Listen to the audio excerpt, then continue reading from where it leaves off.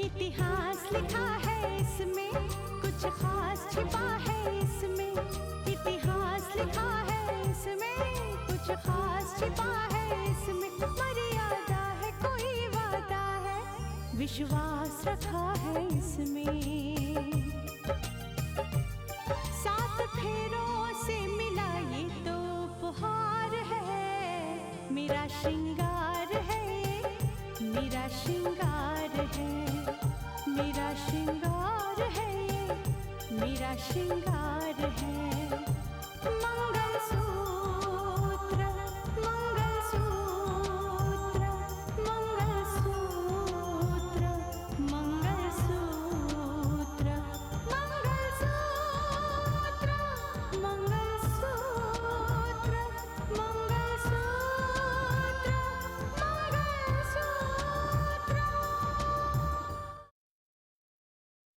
पर अगर तुम्हारी नजरों में इस रिश्ते की कोई अहमियत नहीं है तो मैं यहां रहकर अपनी ही नजरों में गिरना नहीं चाहता। अयो रितिका तो रितिका, अरे उसका बाप भी समझने को तैयार नहीं जी। अब उसको समझाने के लिए कोई नया रास्ता तलाशना होगा। वैसे स्नेहा, रितिका को साफ करने का रास्ता भी बहुत जल्द मिल जाएगा। उन लोगों को भी नहीं बख्शा जाएगा जो लोग डॉक्टरों के पास जाकर ये काम करवाते हैं। और आपने जो मुहिम छेड़ी है उसे अंजाम तक मैं पहुंचाऊंगी। आपके खुश होने से या आपके दुखी होने से उसके ऊपर जरा भी असर नहीं है।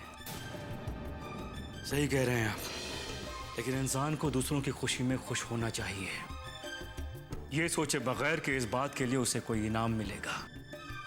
ये तो दुआएं देकर कीमत वसूल करने वाली बात हो जाएगी सूर्या जी। वाह भाई वाह, मान गए। क्या बात कही है तुमने। क्या हो रहा है भाई? कुछ नहीं भैया, हम लोग रितिका के बारे में बात कर रहे थे। हम कह रहे थे कि अगर रितिका और दामाद जी के बीच में समझौता हो जाए तो रितिका की कामयाबी की खुशी दुगनी हो जाएगी। हर बात के लिए एक वक्त मुकर्रर होता है सूर्या। कावेरी भी इस बात को लेकर परेशान है और हम रितिका को किसी बात के लिए मजबूर तो नहीं कर सकते। अब बेहतर यही होगा कि यह समझौता बिना किसी के बीच में आए हो जाए। आप सही कह रहे हैं, लेकिन जज साहब अब मैं हारता जा रहा हूं। मुझे ऐसा लगता है कि मुझे अब यहां नहीं रहना चाहिए। जब रितिका अपनी जिंदगी अपने तौर पे ही जीना चाहती है तो मैं खामखा। ये तुमसे किसने कहा? देखो मानस, रितिका कल भी देश और समाज के लिए जीती थी और आज भी उसका मकसद यही है। तुम उम्मीद मत छोड़ो। मुझे तो उम्मीद है कि उसकी खामोशी टूटेगी, जरूर टूटेगी। तुम देखना, देखना तुम। जी ठीक है।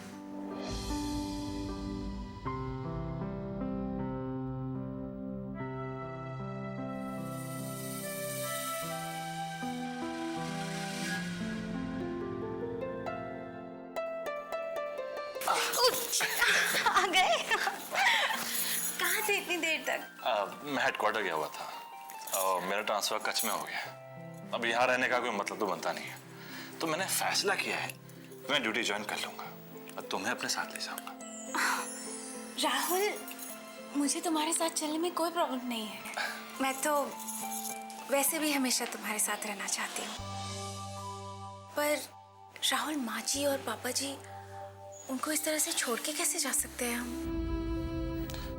देखो साक्षी, माँ ने मुझे पाला है, मेरी परवरिश की है। वो कर्ज है मुझ पर जो मुझे बेटी की तरह चुकाना होगा। लेकिन जब से मुझे मालूम पड़ा है कि मैं इस घर का बेटा नहीं हूं, इस घर पर मेरा अधिकार नहीं है, तो मैं नहीं चाहता कि हमारे यहाँ रहने से रिश्तों में किसी भी तरह से दूरियां आए। शायद तुम ठीक कह रहे हो राहुल। साक्षी, माँ ने मुझे अपना बेटा समझा है, तो मैं बहू, और रिश्ते दूर रहकर भी तो निभाए जा सकते हैं। बल्कि ये रिश्ता तो ऐसा है कि दूर रहकर निभाया जाए तो ही अच्छा है।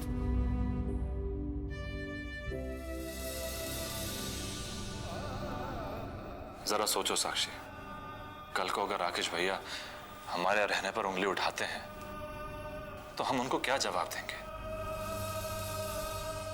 उनके इस एक सवाल से सारे रिश्तों में कड़वाहट पैदा हो जाएगी और मैं नहीं चाहता कि किसी भी तरह से कड़वाहट पैदा हो। मैं चाहता हूं कि हमारे रिश्ते जैसे हैं वैसे ही बने रहे।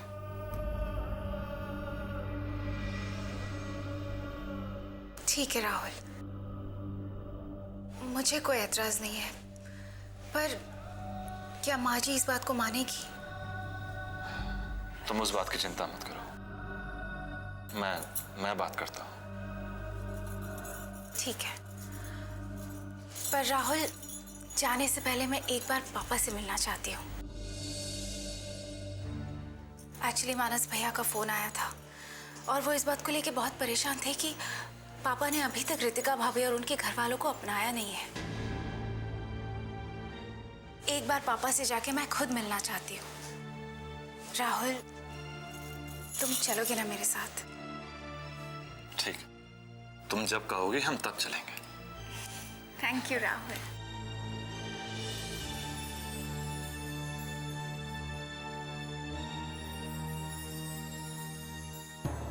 देखो दीपाली, कितनी सारी फाइलें हैं। ये सारी की सारी फाइलें मैंने तैयार करवाई हैं। इनमें से कुछ फाइलें ऐसे भी हैं जिस पर मैंने कार्यवाही करने का आदेश भी दिया था, लेकिन क्या हुआ? कुछ भी नहीं। मुझसे जितनी सख्ती हो पाई मैंने कर ली, लेकिन सामने से क्या जवाब मिलता है? ढेर सारे एक्सक्यूजेस कि मैडम ऐसा हो गया वैसा हो गया, इसलिए आगे कुछ भी कदम नहीं उठा पाए। आई अंडरस्टैंड रितिका, मैं समझ सकती हूँ। देखो दीपाली, मेरे पास जो रिपोर्ट आई है ना, वो हैरान कर देने वाली है।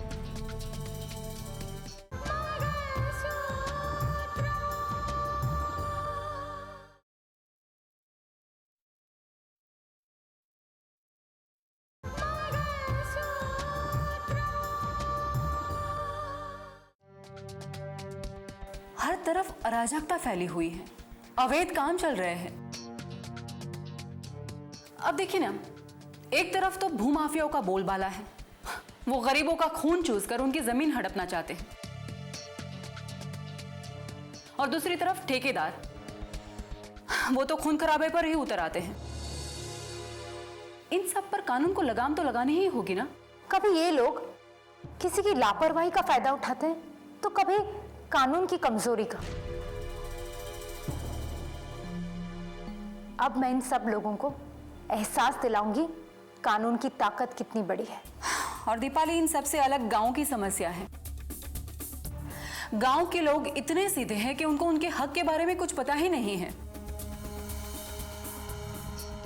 अब देखो ना, सरकार उनको कुछ सुविधाएं देती है, लेकिन बीच के लोग उन सुविधाओं का फायदा उठा लेते हैं और वो सुविधाएं गांव के लोगों तक पहुंचती ही नहीं है। वहां की समस्या तो तुम देख लो रितिका। जहां तक रहा शहर का सवाल, मैं वादा करती हूं, गैर कानूनी काम करने वाले लोगों को मैं छोड़ूंगी नहीं। इस शहर में अमन चैन में वापस जरूर लाऊंगी। सच दीपाली, तुम्हारे आने से मुझे बहुत राहत महसूस हुई है। ऐसा लगता है कि मेरी ताकत दुगनी हो गई है। तुम बस ऑर्डर जारी करो, मैं बताती हूं कार्रवाई कैसे की जाती है।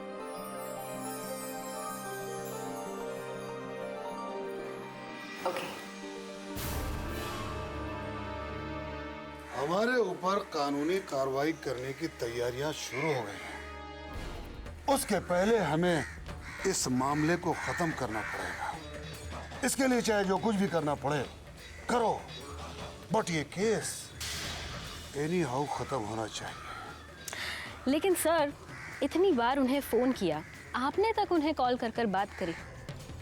लगता है कलेक्टर साहिबा को मनाना नामुमकिन सा है।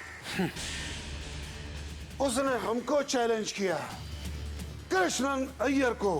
अरे उसको पता नहीं कि हम कैसे कैसे लोगों के साथ बैठते हैं और हमारे अप्रोचेस क्या है। तो फिर लगाइए ना अप्रोचेस। क्योंकि ये काम अप्रोच से ही हो सकता है। कोर्ट में हम तब तक कुछ नहीं कर सकते हैं जब तक ये मामला कोर्ट में नहीं पहुंच जाता है। तो फिलहाल कोर्ट की बात आप भूल जाइए। कलेक्टर को समझाने का और कोई तरीका नहीं रह गया है सर। अब तो बस यही तरीका है कि आप अपने अप्रोचेस के जरिए कलेक्टर को इस मामले को शांत करने पर मजबूर कर दें।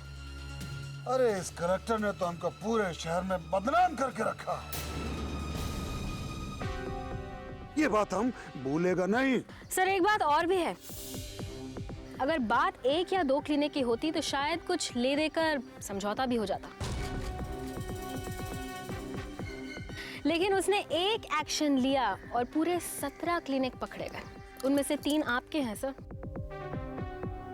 बिल्कुल सही बात है। वो ये सोच रही होगी कि अगर वो आपके साथ समझौता कर भी ले तो बाकी क्लिनिक वाले उसके पीछे पड़ जाएंगे और इस बात पर सवाल उठाए जाएंगे, क्योंकि ये मामला पूरे शहर में फैल चुका है। इसलिए अगर इस मामले में कोई गड़बड़ हुई तो मीडिया वाले उस कलेक्टर साहिबा के पीछे पड़ जाएंगे।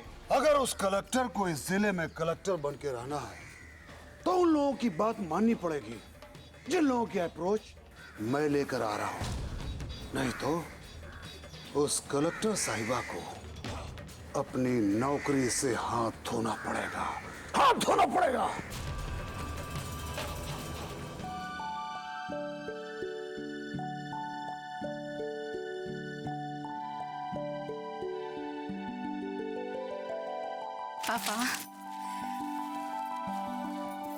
पापा पता है आपको, आज मैं बहुत खुश हूँ। पता है, दीपाली के आ जाने से मुझे ऐसा लगता है कि मेरी ताकत और ज्यादा बढ़ गई है। पता है क्यों पापा? क्योंकि दीपाली मेरी ही तरह सोचती है, मेरी ही तरह उसके अंदर देशभक्ति का जज्बा है, वही जुनून है। मैं जानता हूं बेटा। रितिका, मुझे खुद इस बात की उम्मीद थी कि क्योंकि दीपाली और तुम एक दूसरे को जानते हो तो तुम जरूर एकजुट होकर काम करोगे। देखो बेटा, एक बात हमेशा याद रखना, जब कभी एक IAS ऑफिसर और एक IPS अधिकारी एक साथ मिलकर कदम से कदम मिलाकर चले हैं ना, एक टीम बना के चले हैं, वहां पर मुजरिमों का सफाया जरूर हुआ है। पापा आप ठीक कहते हैं। पता है, दीपाली ने मुझसे वादा किया है कि वो मेरे कदम से कदम मिलाकर चलेगी और हम दोनों मिलकर इस शहर का चैन और अमन दोबारा वापस लेकर आएंगे।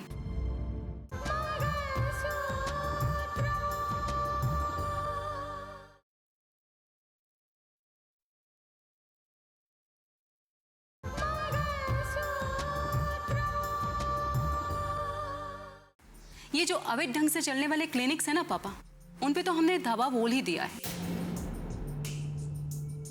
और ये मुहिम आगे भी चलती रहेगी। एक एक करके उन सारे इंसानों को हिरासत में लिया जाएगा पापा।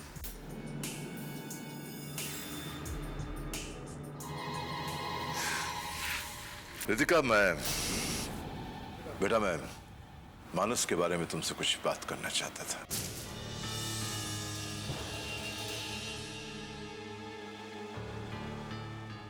मैं जानता हूं कि तुम अपनी जिंदगी के फैसले खुद करती हो, फिर भी मैं चाहूंगा कि मानस के बारे में तुम जरा कुछ सोचो। हाँ रितिका, दरअसल ये बात अच्छी नहीं है कि मानस भाई जी से आकर ये कहे कि वो ये घर छोड़कर जाना चाहता है। अब हमारी हालत तो ऐसी है रितिका कि हम उसे जाने के लिए भी नहीं कह सकते और रोक भी नहीं सकते। जो भी फैसला करना है वो तुमको ही करना है। वैसे ये बात सच है कि मानस को इस घर में अच्छा नहीं लग रहा है। देखो रितिका, मैं जानता हूं, मुझे यकीन है कि मानस को अपनी गलतियों का एहसास हुआ है। वो बात तो सब जानते हैं भाई जी, सब देख ही रहे हैं। लेकिन ये बात भी सच है कि ठेस जिसके दिल को लगती है, दर्द वही समझता है।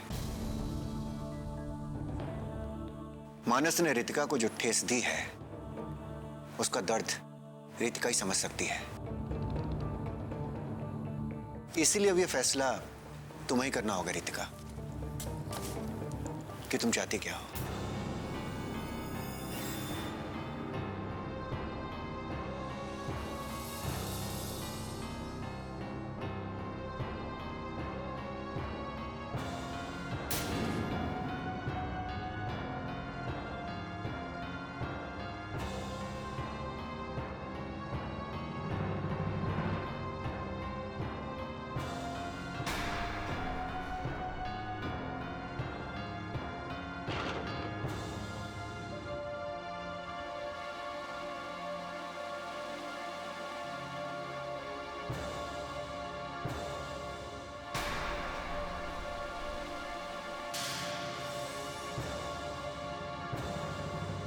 दामाद जी, आप अच्छे हैं और आपने यहाँ आके आपकी अच्छाई साबित की है।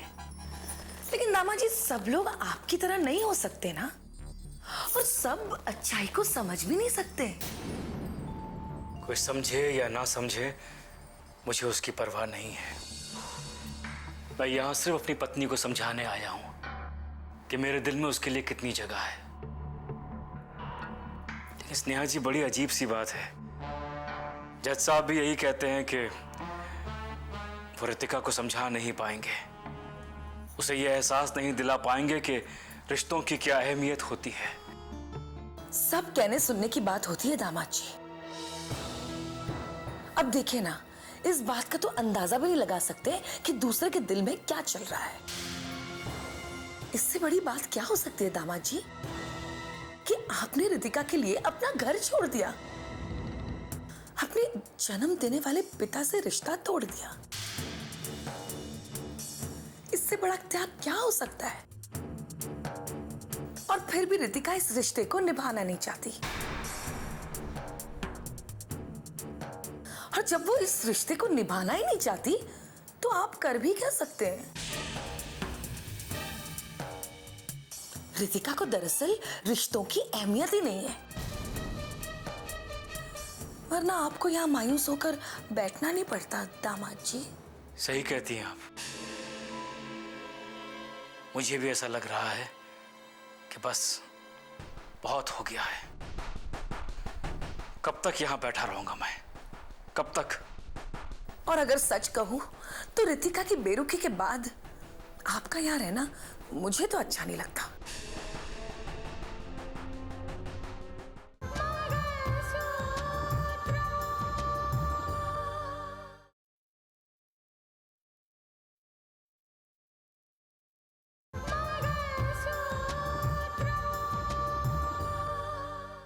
और अगर सच कहूं तो रितिका की बेरुखी के बाद आपका यहाँ रहना मुझे तो अच्छा नहीं लगता। पता नहीं आप यहाँ कैसे रह रहे हैं। यहाँ रहकर तो आप रितिका को मना नहीं सके। अब आपको वही बेरुखी रितिका को दिखानी चाहिए। रितिका ने प्यार से आपकी बात तो मानी नहीं। शायद आपकी बेरुखी उसे आपके प्यार का एहसास दिला दे।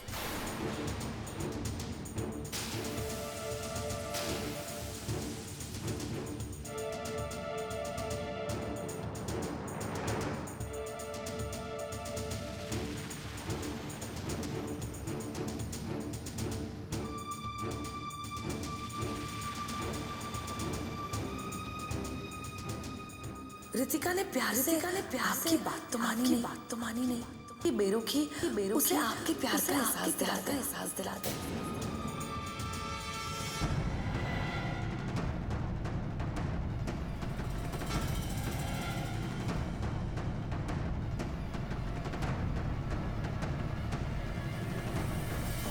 वाह दीपाली, तुमने तो बहुत अच्छा काम किया। Well done, I am proud of you.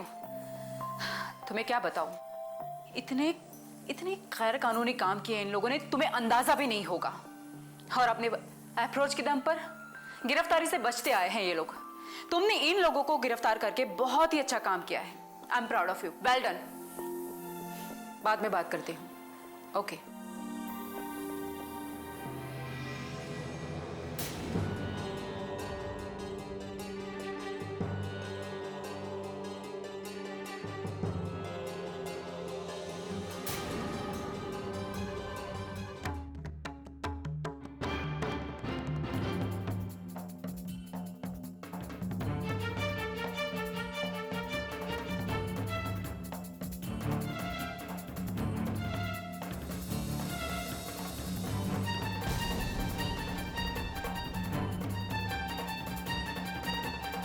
कब तक रितिका? कब तक एक दूसरे को देखकर अपने जज्बातों से हम जूझते रहेंगे? अपने दिल की बात दिल में छुपाकर एक दूसरे से आंखें चुराते रहेंगे? तुम क्या कहने की कोशिश कर रहे हो? मुझे कुछ समझ में नहीं आता है। क्यों? गलत कह रहा हूं मैं? रितिका, मैं कुछ और नहीं चाहता, सिर्फ तुम्हारी जबान से सुनना चाहता हूं। क्या तुम कभी मुझे माफ कर पाओगी? क्या तुम कभी उन तमाम बातों को भूल पाओगी? क्योंकि अगर तुम उन बातों को भूलना नहीं चाहती तो मैं तुम्हारे दिमाग से उन बातों को नहीं निकाल पाऊंगा रितिका। Please answer me.